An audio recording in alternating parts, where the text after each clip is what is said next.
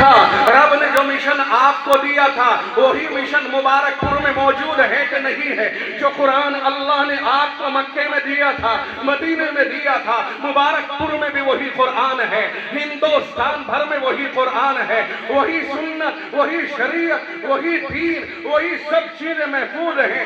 اگر یہ چیزیں آپ کی پوری کائنات میں پھیل گئی تو آپ پوری کائنات کے لیے بھی ثابت ہو گئے۔ اور پھر رب نے اپنی عادت کو بدلا۔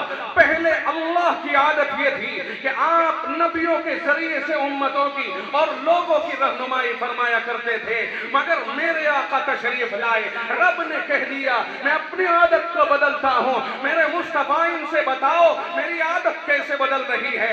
مصطفیٰ کے دل میں اللہ نے مضمون ڈالا، آقا کی زبان اقدس کھلتی ہے تو یوں ارشاد فرمایا جاتا ہے کہ اب میرے بعد کوئی نبی نہیں آئے گا، پھر آقا یہ دین کیسے چلے گا؟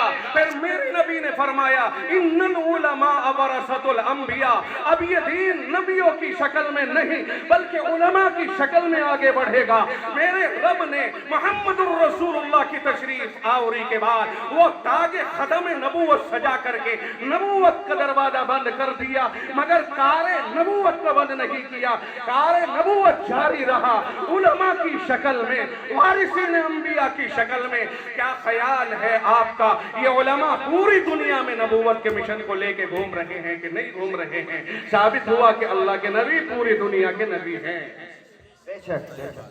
دوسری بات یہ بھی سمجھنے کی ضرورت ہے کہ علماء حق جن کے اوپر رب نے اعتماد کیا، قرآن کریم محمد الرسول اللہ صلی اللہ علیہ وسلم پہ نازل کیا، اور قرآن ایسے ہی بکھرا ہوا ہے، ابھی اکٹھا جمع نہیں ہوا، 30 پاروں کی شکل میں جمع نہیں ہوا۔ رب ذوالجلال نے اعتماد کیا علماء امت کے اوپر، کیونکہ اللہ کے نبی سے یہ کہلوا دیا تھا اللہ نے